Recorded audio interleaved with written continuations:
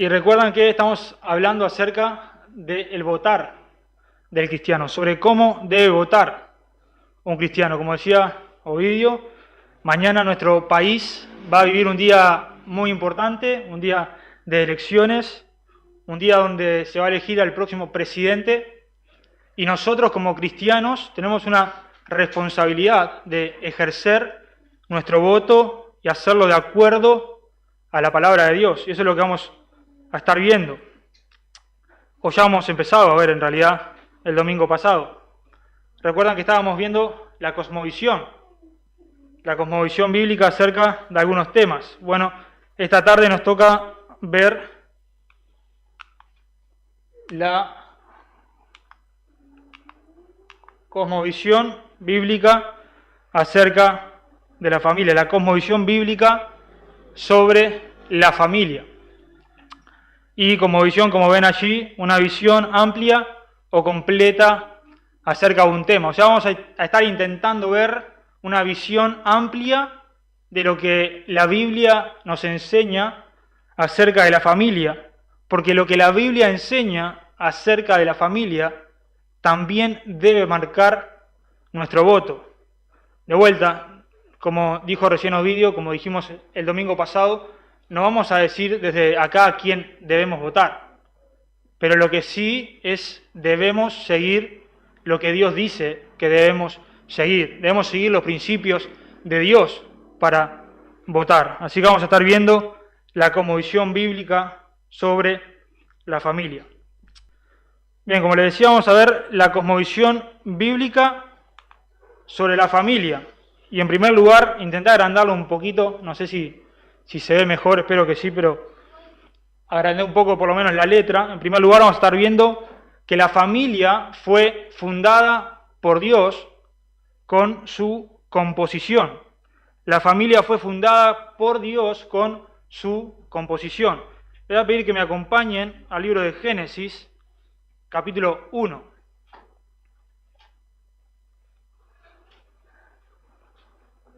Génesis, capítulo 1, nos muestra esta verdad. Dice: creó Dios al hombre a su imagen de Dios lo creó, varón y hembra los creó. El domingo pasado vimos este pasaje para hablar que Dios es el creador de la vida humana, y veíamos que como Él es el creador de la vida humana, solamente Él tiene el derecho de decir cuándo comienza la vida humana y cuándo debe finalizar una vida humana. Ahora, este pasaje no solamente nos muestra eso, sino también que nos muestra que a partir de esa vida humana Dios creó a ese hombre y a esa mujer y los unió en matrimonio para que formasen una familia. Varón y hembra los creó. Y es así como estaba compuesto desde el inicio el matrimonio, como Dios lo fundó. Así es como debe ser, como Dios lo fundó, varón y hembra. Un matrimonio es un hombre, una persona del sexo masculino y una mujer. Eso es matrimonio, eso es lo que Dios estableció desde el principio. Y ambos, tanto el hombre como la mujer, comparten el ser creados a imagen y semejanza de Dios, los dos. Y en el versículo 28 de allí nos dice: y los bendijo Dios y les dijo: fructificad y multiplicaos, llenad la tierra y sojuzgadla, y señoread en los peces del mar, en las aves de los cielos, y en todas las bestias que se mueven sobre la tierra. Y los bendijo Dios, dice, y les dijo: fructificad y multiplicaos. Así que los dos fueron creados a imagen y semejanza de Dios, ambos unidos en matrimonio para que ellos pudieran llevar adelante la tarea que Dios les había dado de multiplicarse y señorear sobre toda la tierra, sobre toda la creación.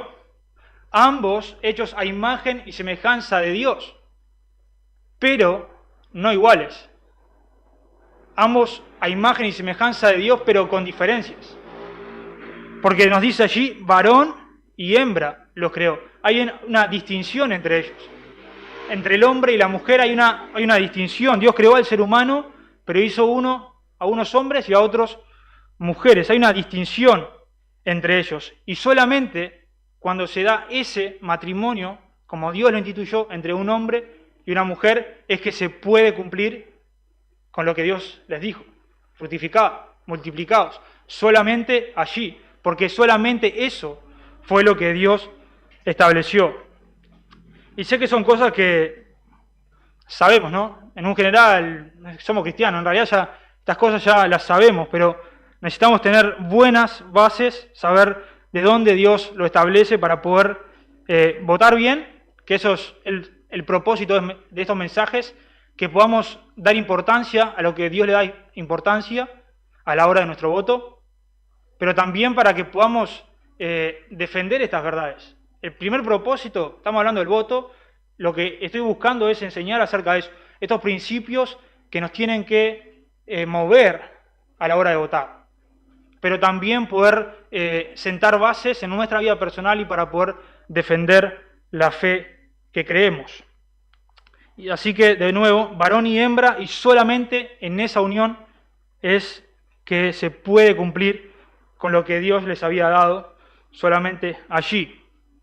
Vamos a Génesis 2:24.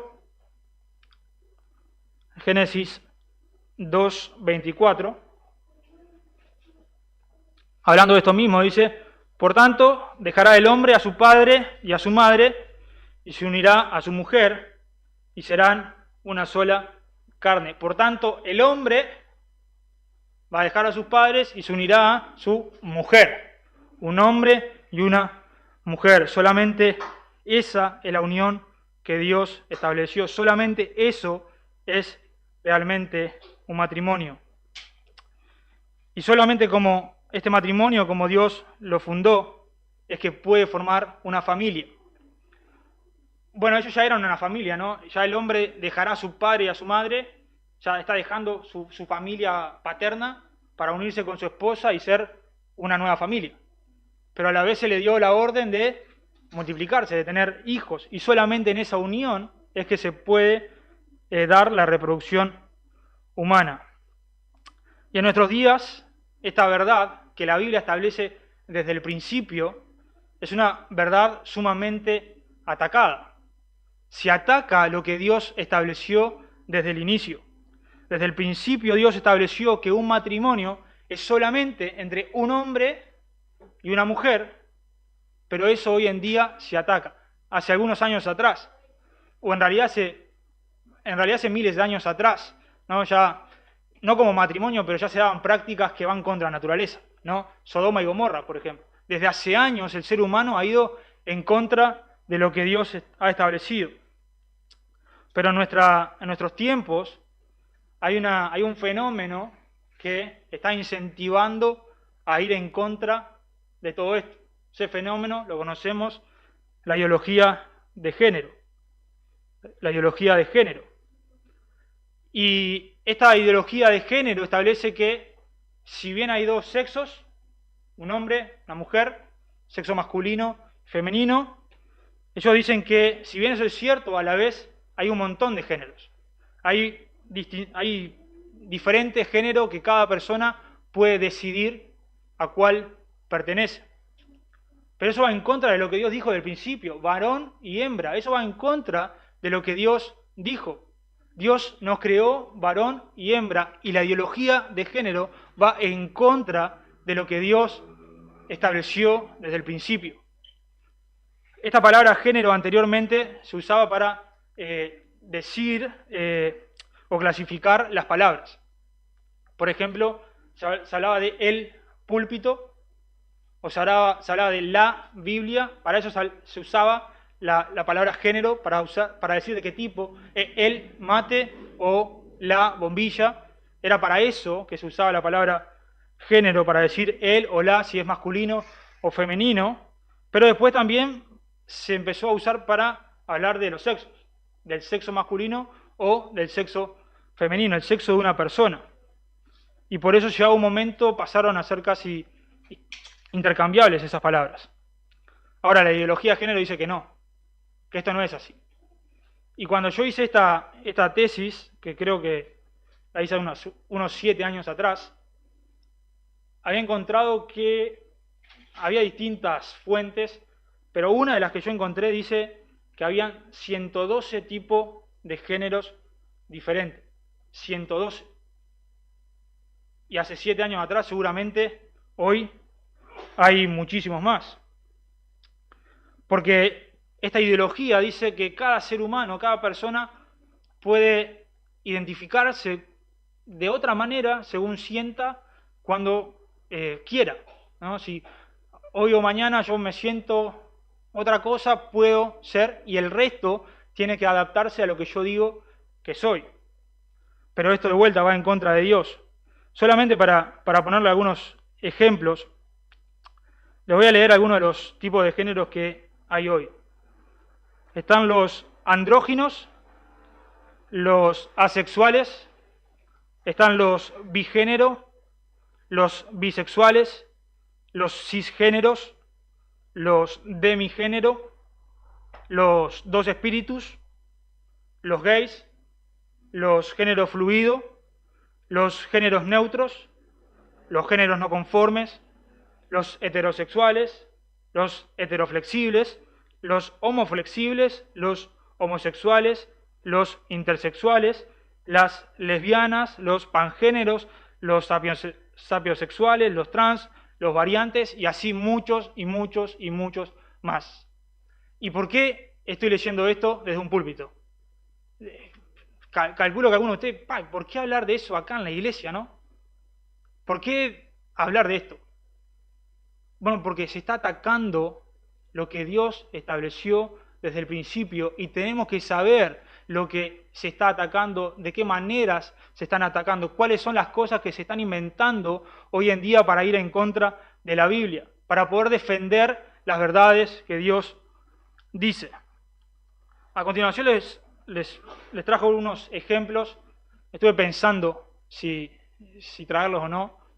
Dudé porque tal vez alguno me diga, no era necesario, pero a mí me parece que puede ayudarnos a caer en la realidad, a que no es solamente ideología de género, no, es algo que se viene a nivel mundial, es algo que se ataca la palabra de Dios a nivel mundial, y eso lo quieren traer, lo están fomentando en nuestro país, y pasan cosas terribles.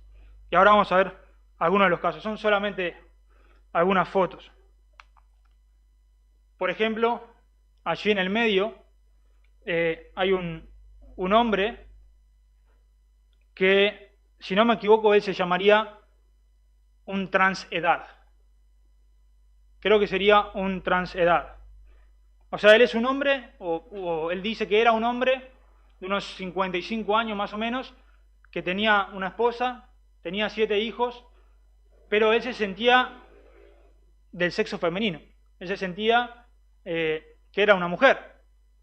Pero no solamente se sentía que era una mujer, sino que a la vez se sentía que tenía 6 años. O sea, se sentía una niña de 6 años. Entonces abandonó su familia y empezó a vivir como una niña de 6 años. Porque él siempre se sintió una niña. Este caso, él se llama Spot. Y bueno, su nuevo nombre ahora es Spot. Es un hombre que se separó de su mujer porque él se autopercibía un perro. Él no sentía que era un ser humano, se sentía un perro, dejó a su mujer y empezó a vivir como un perro. Anda en 4 patas como un perro, duerme en una jaula ahí de perro, come pastilla de perro, y según un artículo que leí acerca de esto, dice que cuando se enoja, ladra, como un perro. También está el caso de esta mujer que se autopercibe gato, vive como un gato y no sé cómo hace, pero se baña como un gato. Supuestamente hace todo como un gato. Después está esta mujer que se autopercibe un robot. Y todos estos son casos de lo que llamaría transespecie. Ellos ya no se sienten seres humanos, se sienten de otra especie. Y de vuelta, ¿por qué hablamos acerca de todas estas cosas? Bueno, porque todo esto va en contra de la palabra de Dios. Va en contra de lo que Dios estableció desde el inicio. Desde el inicio Dios creó un hombre y una mujer, y el ser humano en su perversión ha ido creando todas estas cosas. En Romanos 1, versículo 18 al 32, Dios lo condena. Dios condena todas estas prácticas. Y lo condena y dice en el versículo 26 que son pasiones vergonzosas, que son cosas inmorales, que son cosas de dejar lo natural, lo que cada uno es por naturaleza, como Dios nos creó, y están yendo contra naturaleza, están yendo contra de lo que Dios dice. Han abandonado a Dios y dice que Dios los ha entregado a su propia inmundicia, y por eso todas estas cosas. Todo esto es lo que en nuestros días se intenta proclamar, se intenta vender, se intenta hacer que todos aceptemos. Esto es lo que se promueve en nuestros días. Y en primer lugar, hablamos de esto pensando en el voto. ¿Se acuerdan que estamos hablando del votar? Hablamos de esto porque, en primer lugar, no debemos darle nuestro voto a quienes promuevan estas cosas. Nuestro voto no debe ir hacia un partido político o un candidato que promueve lo que va en contra de la palabra de Dios. No debe ir ahí, no puede. ¿Por qué? Porque somos cristianos. Debemos defender las verdades de Dios. Por más de que te ofrezcan cualquier otra cosa que pueda parecer algo bueno para vos o para el país, si van en contra de Dios, nuestro voto no puede, no debe ir hacia ellos. Pero en segundo lugar, hablamos de esto porque nuestro voto no solamente no tiene que ir hacia ellos, sino que como primera opción,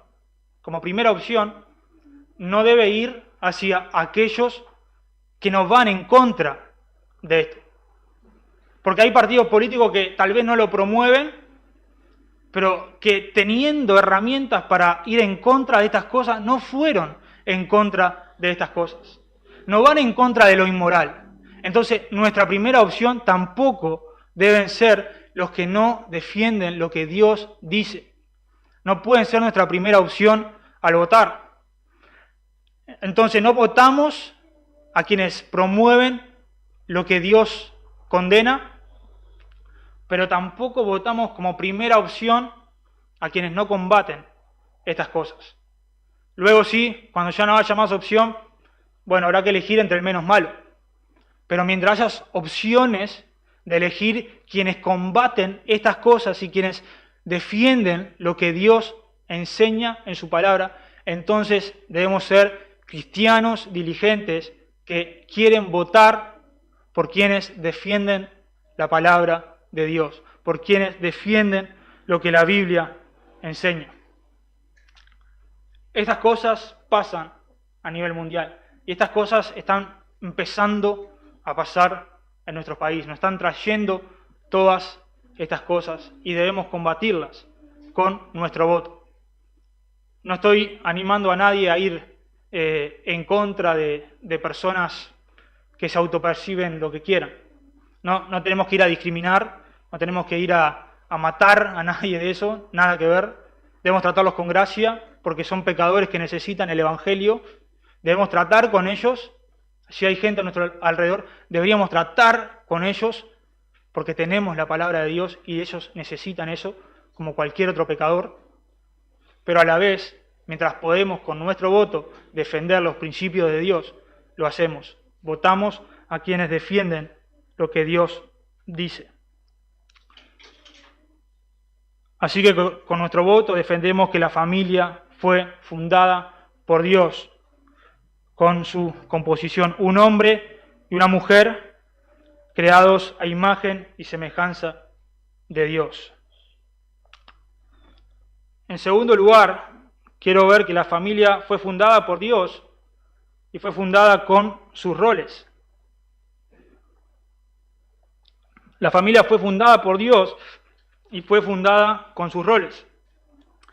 Veíamos recién que Dios nos enseña en la Biblia que Dios creó un hombre y una mujer para que se unan, para que sean un matrimonio, y a ambos los creó a su imagen y semejanza.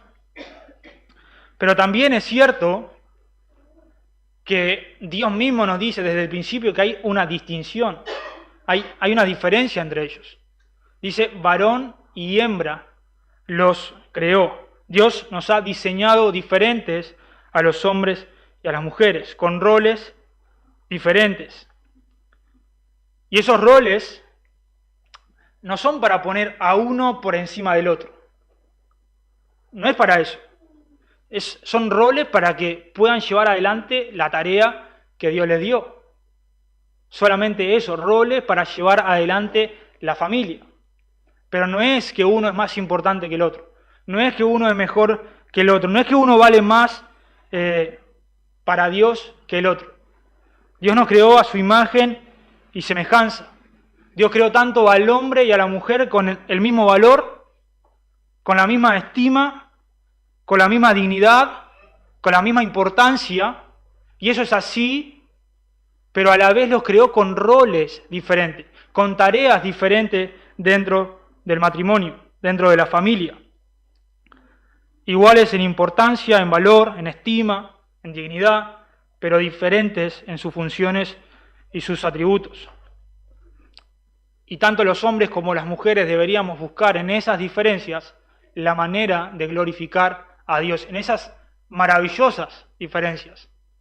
Buscar, glorificar a Dios con el rol que Dios nos ha dado.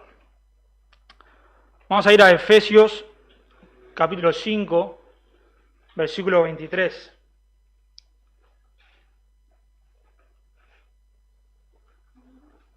Efesios capítulo 5, versículo 23. Y allí vamos a ver que Dios puso al hombre como la cabeza del hogar.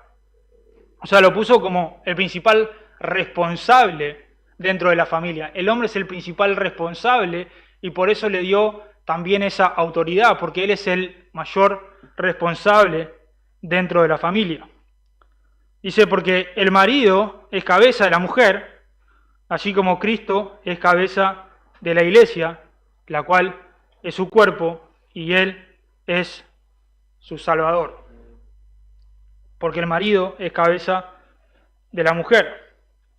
Y esto fue el plan de Dios desde el principio. Desde el principio Dios estableció esto así. Desde el principio Dios ya había diseñado cómo debían ser los roles dentro de la familia. No es producto del pecado, como algunos afirman. Desde el principio Dios diseñó así al matrimonio. Por ejemplo, en Génesis 2:15 nos dice que Dios comisionó al hombre para que trabajara en el huerto y velara por él. También en Génesis 2:19 y 20 nos dice que Dios trajo todas las criaturas hacia Adán para que él les pusiera nombre y le dio, y el nombre que él les dio es el nombre que tienen los animales. También en Génesis 2:23 nos dice que Dios trajo a las últimas de sus criaturas delante del hombre para que le pusiera nombre, y su nombre fue Eva. Dios le dio esa tarea de nombrar a su mujer. Dios le dio la tarea de ponerle, él dijo que fue su nombre varona. Y estas dos primeras tareas que estamos viendo, Dios se las dio al hombre antes de que la mujer existiera. Y la tercera tarea es nombrar a la que iba a ser su esposa. Y todo esto nos muestra desde el inicio que Dios ya había creado esos roles. Dios le dio al hombre esa tarea de trabajar para sustentar a la familia, para sostener a la familia. Y a Eva, cuando la creó, Dios fue a crear una ayuda idónea. Dice Génesis 2, 18 al 23, que Dios ve al hombre y dice, no es bueno que el hombre esté solo, le haré ayuda idónea. O sea, el rol de la mujer es ser de ayuda, ser de complemento para el hombre, para que juntos puedan llevar adelante la familia. Y eso mismo se traslada también a la iglesia. Sin lugar a dudas podemos decir en un sentido que hombres y mujeres tenemos el mismo rol dentro de la iglesia. Leíamos recién el rol o que Cristo es la cabeza de la iglesia. Y el rol de tanto hombres y mujeres creyentes dentro de una iglesia es ser cuerpo, es ser el cuerpo. Y usar los dones que Dios nos ha dado para el beneficio de la iglesia y para la gloria de Cristo. Y en esa tarea de ser cuerpo, la mujer y el hombre pueden hacer prácticamente todo lo mismo, excepto que 1 Timoteo 2:12 nos dice: porque no permito a la mujer enseñar ni ejercer dominio sobre el hombre, sino estar en silencio. O sea, lo único que no puede hacer la mujer es ejercer dominio, es enseñar donde está el hombre ejerciendo ese dominio, pero esa autoridad. Pero en sí somos iguales. Y solamente lo que Dios hizo fue establecer roles dentro de la familia, y esos roles dentro de la familia, esa línea la trasladó a la iglesia. Y es por esto que no creemos en las mujeres pastoras. ¿Por qué? Porque Dios establece que ese es un don del hombre. Pero después, en general, podemos hacer lo mismo. Hay diferentes dones y cada uno, una mujer o un hombre, puede tener los mismos dones. Y esto que yo estoy diciendo, sé que en nuestro tiempo alarma, ¿no? Sé que muchos van a pensar que esto no, que hay algo ahí que no cierra, ¿no? Que estoy discriminando a la mujer. Porque eso es lo que se nos intenta vender a nuestros días. Que esto es rebajar a la mujer. Pero no lo es. No es rebajar a la mujer. Es cada uno en el rol que Dios les dio. No es uno más que el otro, no es otro menos, no es la mujer menos que el hombre, no es el hombre menos que la mujer tampoco. Somos iguales en dignidad, en estima, en importancia. Solamente hay roles que se deben cumplir. Y en nuestros días se nos dice que esto es ir en contra de la mujer. Pero Dios siempre usó grandes mujeres. Vamos a ver algunos ejemplos en la Biblia. Espero que puedan leer allí. Dice Eva, la madre de todos los vivientes; Débora, la gobernadora en Israel; Esther, la reina que salvó a los judíos; María, la madre de Jesús, aquella que Dios puso en ella al Salvador del mundo; María, la mujer que escogió esa buena parte, la cual nunca le será quitada, y nos da una lección tan grande a todos nosotros. También Febe, la diaconisa; Loida y Eunice, las mujeres que enseñaron en la fe de Cristo a Timoteo. Y muchos casos más. Dios usa a las mujeres. Dios las usa, pero dentro de su rol, dentro del rol que Él dio para cada uno. Dios usa a los hombres, pero dentro de su rol. Cada uno tiene un rol que Dios nos dio, y esto no es minimizar a nadie. Y de vuelta, hay quienes nos quieren vender que esto es hacer menos a la mujer. Y hablamos del feminismo, al menos el feminismo moderno. El feminismo que quiere hacer una guerra, el feminismo moderno al menos quiere hacer una guerra entre hombres y mujeres, y nos quieren decir que esto es hacer menos a la mujer. Pero esto no es hacer menos a la mujer, esto es seguir lo que Dios nos ha enseñado. Cada uno es igual de importante. Nuestro pastor ahora se jubiló, ¿no? Pero vamos a suponer que estamos 3 semanas atrás. Él todavía no se jubiló, él es el pastor de la iglesia. Y yo no soy nadie, soy un hermano en la iglesia. Él tiene el rol de ser la autoridad, de ser el que lleva el principal responsable de la iglesia. ¿Él es más importante que yo? ¿Tiene más valor él que yo? Pero es el pastor, es la autoridad. ¿Tiene más valor? No. Son roles dentro de la iglesia. Lo mismo pasa en el matrimonio. Son roles para llevar adelante, para cumplir el objetivo que ambos tenemos, glorificar a Dios. Pero son roles, cada uno en el rol que Dios nos ha dado. Y ojo, no estamos diciendo que estamos en contra de lo que el feminismo supuestamente sostiene, ¿no? Según la RAE, el feminismo es una ideología que defiende que las mujeres deben tener los mismos derechos que los hombres. Y es real. Creemos en esa definición. Creemos que eso es verdad. Las mujeres y los hombres tenemos que tener los mismos derechos. ¿Por qué? Porque Dios nos creó así desde el principio. Desde el principio Dios lo estableció así. Tenemos los mismos derechos, tenemos el mismo valor delante de Dios. ¿Creemos en esto? Obviamente creemos en esto. Y debemos defender esto. Debemos defender que las mujeres y los hombres deben tener los mismos derechos porque Dios así lo estableció desde el principio. Esto tiene que ser así, claro que tiene que ser así. Pero el problema de vuelta es que el feminismo de nuestra época lo que nos vende es que las mujeres, si cumplen con lo que Dios dice en la Biblia, se están rebajando, son menos. Y eso es mentira, es mentira. Cumplir con lo que Dios nos dice no es rebajar a nadie, es simplemente cumplir nuestro propósito, cumplir con aquello que Dios nos ha dado para hacer. Y creemos de vuelta en esta definición. Un artículo que leí de una cristiana en Coalición por el Evangelio. Ella habla en contra del feminismo, al menos en contra del feminismo moderno, y dice que el feminismo se convirtió en una ideología que lleva a las mujeres a usar su poder, su sexualidad y su libertad para ganar control sobre el hombre. Y eso lo podemos ver, ¿no?, en estas manifestaciones que hace el feminismo moderno.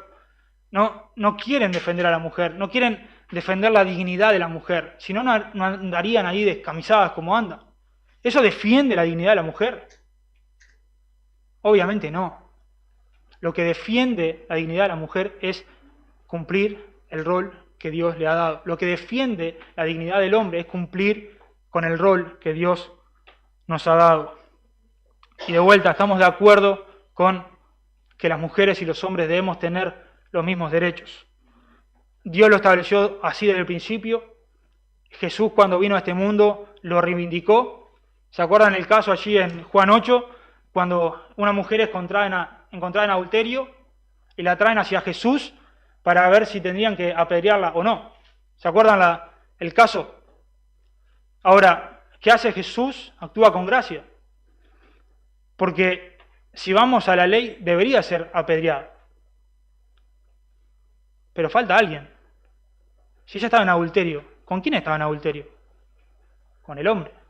Entonces tendría que haber un hombre allí para ser ambos apedreados. Eso sería lo que la ley establecía. Pero en aquella sociedad, la mujer era así, tenía menos valor. Por eso ellos llevan a la mujer. Y Dios, ¿qué hace? Le da el lugar a la mujer que debe dar, defiende a esta mujer que está siendo atacada, actúa con gracia. Así que creemos que los hombres y las mujeres tenemos los mismos derechos. Creemos eso. Y a la vez tenemos distintos roles y debemos cumplir con esos roles. ¿Y por qué de vuelta estamos hablando de esto? Porque de vuelta hay partidos, hay candidatos que promueven que si una mujer vive como la Biblia dice, es menos, que está siendo oprimida y que está faltándose a sí misma el respeto, que no es digno eso. Pero es mentira. Lo que Dios dice es lo más digno, vivir como Él nos ha dicho que debemos vivir, es vivir de la manera más digna para el hombre y para la mujer. Ahora, en tercer lugar, quiero ver que la familia fue fundada por Dios, también con su importancia social. La familia fue fundada por Dios con su importancia social. Y como veíamos de vuelta, la familia fue fundada desde la creación y desde allí mismo también fue fundada la sociedad. Porque Adán y Eva, Dios los unió en un matrimonio, tenían la tarea de tener hijos, de multiplicarse, y con sus hijos y sus nietos empezó allí a formarse la primera sociedad. Ellos fueron la primera sociedad que habitó nuestro planeta, y desde la familia es que parte la sociedad. La sociedad parte de la familia. La familia es la base de la sociedad. También podemos ver en Génesis, cuando Dios llama a Abraham, llama a él y a su esposa para hacer de ellos una nueva nación, una nueva sociedad, un nuevo país. Después Abraham engendró a Isaac, Isaac engendró a Jacob, luego Jacob tuvo 12 hijos, y de las familias de cada uno de sus 12 hijos nacieron las 12 tribus de Israel, y allí empezó a formarse ese gran pueblo. ¿Cómo? Con la familia como base. Si nos adelantamos en la historia y vamos al libro de Nehemías, vemos que Nehemías organizó al pueblo en familias para proteger el muro. Y así muchos textos más nos dejan claro que la familia es la base de la sociedad. La familia es la base de la sociedad. Y es por eso que debemos defender la familia. Es por eso que debemos defender la cosmovisión bíblica de la familia. Porque si se ataca a la familia, si en Uruguay se empieza a atacar a la familia, ¿qué pasa? Se empieza a atacar a nuestro propio país, a nuestra propia nación, a nuestra propia sociedad. Se está perjudicando a toda nuestra nación. Cuando se ataca a la familia, se perjudica a la nación. Se desobedece a Dios, y eso es terrible, y a la vez directamente se perjudica a toda la nación. Así que con nuestro voto debemos defender la familia, debemos defender la familia bíblica, defender la cosmovisión bíblica, lo que Dios nos enseña en su palabra acerca de la familia, y debemos defender que la familia fue creada por Dios con su composición, con sus roles y con su importancia social, siendo base de la sociedad. Así que mañana votemos a candidatos que defienden a la familia, que defienden la familia tal cual Dios lo estableció en su palabra. Defendamos con nuestro voto a la familia. Así que hemos visto estos 3 temas hasta ahora. Hemos hablado acerca de la cosmovisión bíblica, sobre el gobierno, sobre lo que la Biblia enseña acerca del gobierno. Hemos visto la cosmovisión bíblica sobre la vida humana, y esta tarde hemos hablado sobre la cosmovisión bíblica sobre la familia. ¿Y por qué hemos visto estos temas? Porque estos temas son los que nosotros tenemos que defender con nuestros votos. Estos temas, estos principios que Dios enseña en su palabra son los que tenemos que defender con nuestro voto. Y lo hemos visto porque tenemos una responsabilidad como cristianos de votar, y de votar haciéndolo bien, siguiendo la palabra de Dios. Tenemos una responsabilidad porque, como veíamos anteriormente, somos cristianos autóctonos. Estamos en el mundo, vivimos en sociedad, y estamos en este mundo y tenemos la tarea de traer gloria, honrar a nuestro Dios en nuestro mundo, y de influenciar, de intervenir en nuestra sociedad. involucrarnos en la vida social de nuestra vida civil, de nuestra sociedad, es una de las maneras de hacerlo. Pero a la vez somos peregrinos. Estamos en este mundo, pero no creemos en los valores que este mundo nos dice. Creemos en los valores de Dios, de nuestro Rey, y defendemos con nuestro voto los valores de nuestro Rey. Tenemos una responsabilidad de votar y de hacerlo bien. Y por eso quiero cerrar hablando acerca del votar del cristiano. ¿Cómo debe votar un cristiano? Y en primer lugar, un cristiano debe votar responsablemente. Un cristiano debe votar responsablemente. En nuestro país el voto es un derecho. Tenemos el derecho de votar, pero a la vez es una responsabilidad. Tenemos la responsabilidad de votar. Es obligatorio el voto. Si no votamos, hay una multa. ¿Por qué? Porque el voto es obligatorio. Debemos votar. Debemos cumplir con nuestra responsabilidad de votar. ¿Por qué? Porque tenemos que defender las verdades de Dios y tenemos que cumplir con la ley y debemos votar. Y si no lo hacemos, no estamos cumpliendo la ley. Por eso hay una multa. Porque no estamos cumpliendo lo que deberíamos hacer. Obviamente hay casos en los que tal vez un cristiano no podría llegar a votar, pero mientras sea obligatorio, debería hacerlo. Un cristiano debería votar. Ahora, como decía, en nuestro país es obligatorio. Pero en el caso, como en otros países, de que el voto no fuera obligatorio, ¿debería un cristiano uruguayo votar si el voto no fuera obligatorio? ¿Debería hacerlo? Me alegra que estén diciendo que sí. Nuestra responsabilidad es votar. Claramente un cristiano uruguayo, aunque no fuese obligatorio, aún así debería votar. ¿Por qué? Porque tenemos que defender lo que Dios dice en su palabra, y votando es una de las maneras más grandes que tenemos para hacerlo. Eligiendo los líderes que van a venir para nuestro país es una de las maneras más grandes. Y debemos levantar la bandera de los valores de Dios. Esa es la bandera que debemos levantar, y con nuestro voto es una manera de hacerlo. Eligiendo el candidato más correcto es una manera de hacerlo. Sugel Michelén tiene un mensaje que, si quieren escucharlo, está muy bueno. Se llama ¿A quién debe votar un cristiano?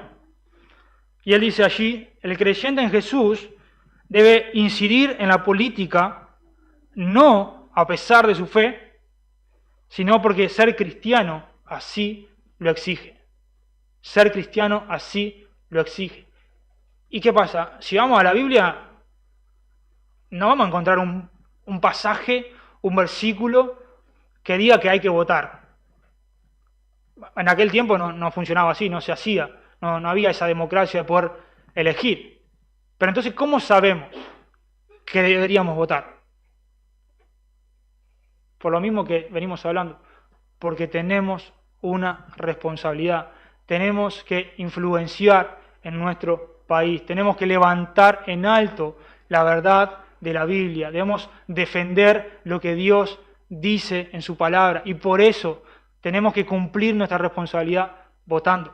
Hay veces que hay que hacer un esfuerzo para votar. Bueno, el cristiano debería hacerlo, porque el cristiano tiene el deber de influenciar en su sociedad para la gloria de Dios.